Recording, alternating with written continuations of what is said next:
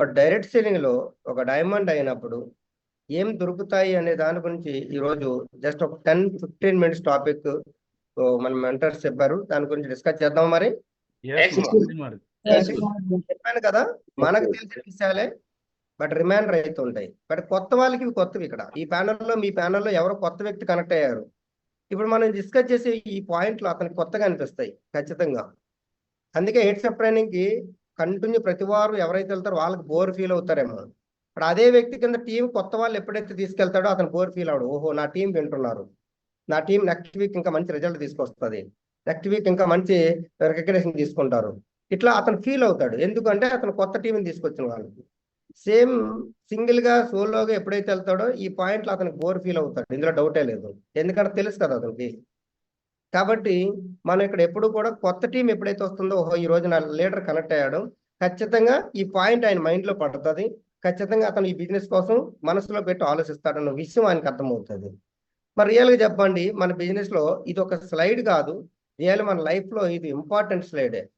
ఎందుకంటే what is success, success అంటే ఏంటో కూడా చాలా మంది మనకు క్వశ్చన్ చేస్తే ఏవేవో చెప్తారు. మనకు తెలుసు, హాల్లో మనం అడిగినప్పుడు నాకు ఇల్లు కావాలి, మా పిల్లల చదువు కావాలి, నేను వచ్చింది ఫారెన్ ట్రిప్ కోసమే వచ్చాను, నాకైతే 3 జనరేషన్ నామినీ కావాలి, రేపొద్దున నాకు ఏమైనా అయినా సరే నా ఫ్యామిలీ ఎటువంటి రోడ్డు పడకుండా నా ఫ్యామిలీకి మన యొక్క 3 జనరేషన్ నామినీ కోసం వచ్చాను చెప్తామా లేదా? ఇవన్నీ 100% రియల్ చెప్పండి, ఏది కావాలనే పని చేయాలి. అందులో మీకు ఒక్కటి కావాలనే పని చేయాలి, ఇవన్నీ కావాలనే పని చేయాలి. అటు బయట అయితే ఒక్కదాని కోసం ఒక్కరే పని చేస్తారు, ఇక్కడ అన్నిటి కోసం అందరూ పని చేస్తారు. అవన్నీ మనకు దొరుకుతాయి. ఇక్కడ రెండిటికి తేడా అదే అనమాట. బయటికి ఇక్కడికి తేడా ఏంటంటే ఇదే అనమాట. మరి బయట మన జాబ్ లో చూద్దాం, ఇక్కడ చూడొచ్చు, ఇక్కడ అన్నీ ఉన్నాయి. రికగ్నిషన్ అనేది ఎక్కడైనా మనకు దొరుకుతుందా అంటే జాబ్ లో ఇంపాసిబుల్ అనే. మైబీ ఎక్కడో రిటైర్మెంట్ అయిపోయినప్పుడు మనకు ఒక సన్మానం ఇస్తారు, ఒక గవర్నమెంట్ జాబ్ అయినా మరి ఇంకేదైనా, అప్పుడు మాత్రమే రికగ్నైజ్ చేస్తారు. అంతకు మించి మనల్ని స్టేజ్ మీదకి పిలిచి సన్మానించేంత అంత స్థాయి కాకపోవచ్చు జాబ్ లో. మనల్ని ఎప్పుడైనా పిలుస్తారా వాళ్ళు జాబ్ లో?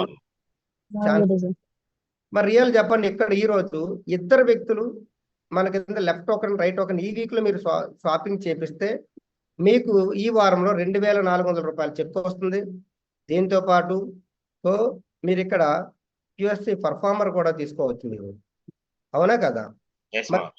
మన గోల్డ్ మెడల్ తీసుకో, వాళ్ళకి అనిపిస్తుంది నిజంగా నేను ఏం చేశాను, నా లైఫ్ లో ఎప్పుడు గోల్డ్ మెడల్ లేవు, జస్ట్ ఇద్దరు షాపింగ్ చేస్తే ఈ వీక్ లో చెక్ వచ్చింది, మళ్ళీ నాకు ఇంత వేల మందిలో నాకు సన్మానం కూడా జరిగిందా, అది ఒక హ్యాపీ మూమెంట్ వాళ్ళకి. వాళ్ళ లైఫ్ లో ఎప్పుడు జరిగి ఉండదు, అది ఈ సేఫ్ జాబ్ ప్లాట్ఫామ్ లోకి వచ్చాక అది దొరికింది.